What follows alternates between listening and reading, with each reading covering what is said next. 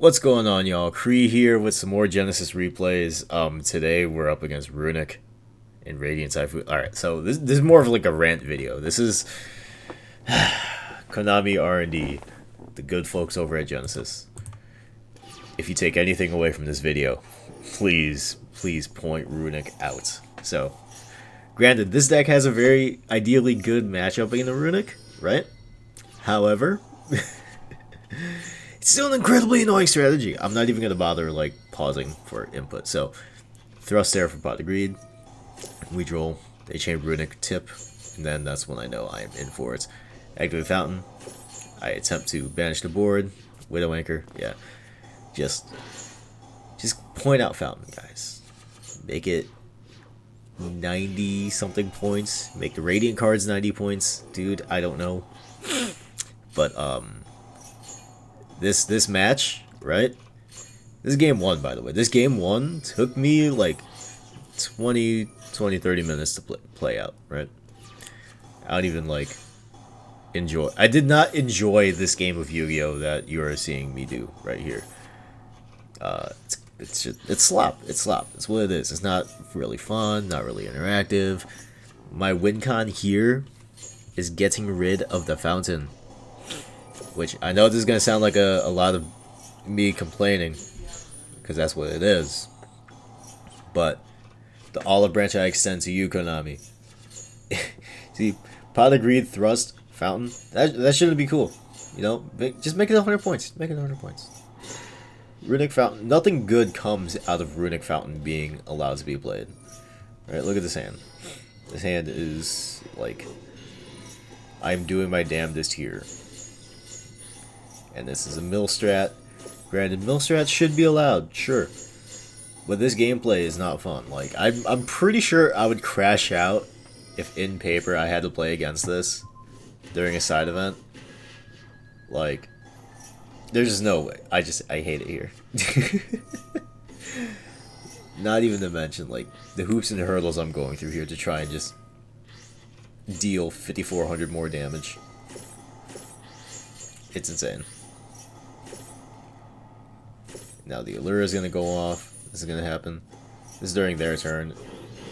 We're going to deep beyond just for good measure. But as you can see here, we just lose from the deck out.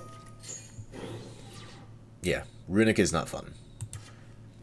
And then, of course, because I just decided not to rage quit, because, again, if I'm in the queue against you and you're on Runick mill nonsense, I'm probably just gonna walk away. Like, oh man.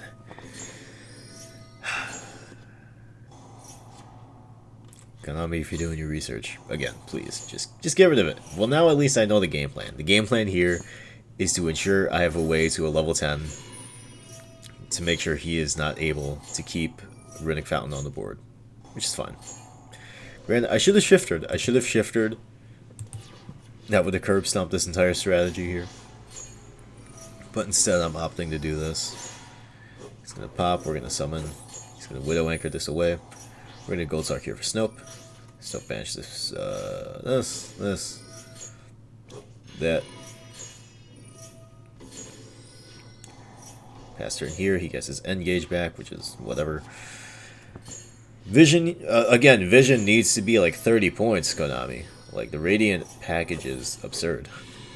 We're going to go second Askin here to get rid of the multi-roll.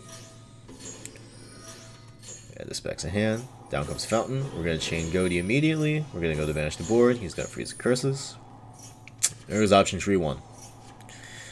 I might have to side the third deep beyond just for this nonsense.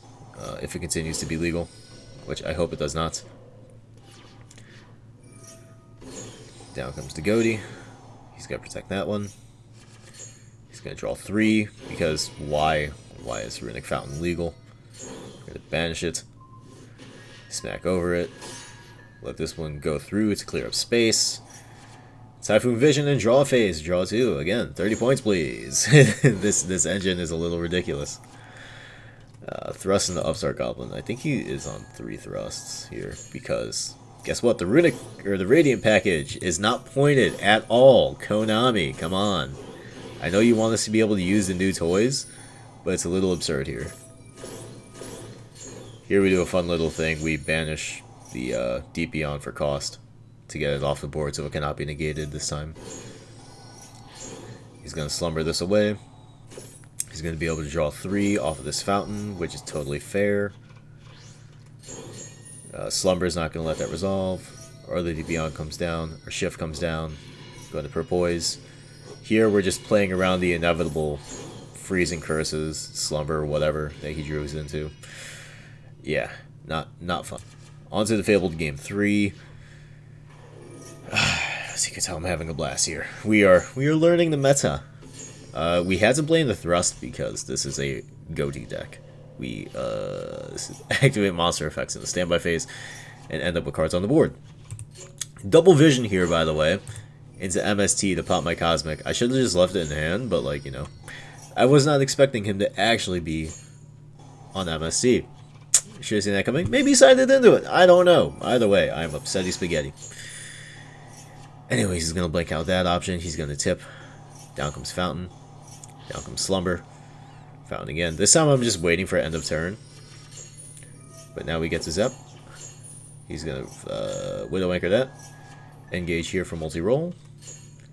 Activate multi-roll. Set 1. He goes to end turn here. With the Deep Beyond, he's going to Curses this away. Apple School comes down. He's going to strike away the Widow Anchor. Stamina phase, Keith comes back. We did side Hate Runade because, like, Feather Dust is too many damn points to play. Alright. The Freezing Curses away. Down comes the Phoenix, which I was not expecting him to be on. But this kind of works out for me because I'm able to shift it away while bringing back a School. He's going to shuffle back with the Phoenix. We're going to Kragan, pop it, deal some damage. That's all she wrote. Paces comes back down. Engage for the Widow Anchor and a +1. Yay, Konami, please point these cards. Like, this is just not fun Yu-Gi-Oh, in my opinion, at least. I'm sure there's like 5 of you out there who are seeing this and are going, no, Kree, you're wrong. This is incredibly based. This is perfectly fine. This does not at all need to be addressed. And to that, I say, you have an opinion. It is an opinion of all time, in my opinion. So, Phoenix shuffles those back. I get the Apple School. Apple School comes down. Shift comes back. God, look at this. 5 cards in deck. And Runick is still doing Runick things. Are you happy? Hate Runade, get rid of the Widow Anchor. That's protected by Slumber. I opt to crash because I thought this did something different. Sets that. We have a Shift coming back. Shift comes down. We're going to Field Spell, banish Snopius to clear the board out. Down comes Paces. He goes for Thrust. We're just going to Shift here immediately.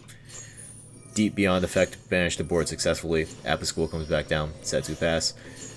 Snopios, banish 2. Pass turn. Standby phase. We get Sooner's back. He scoops it up. Oh my goodness. Genesys R&D. This game took me way too long, and I was going to play more Genesys Format tonight, but due to the frustration of queuing into nothing but Radiant Typhoon decks and a Runick Radiant Typhoon deck, I'm taking a break. If I was going to YCS Pittsburgh, I was going to bring Ghoti. Evidently, I am not. Thankfully, I will not have to see a single Radiant Typhoon Vision. Yeah, that's all I got. See ya.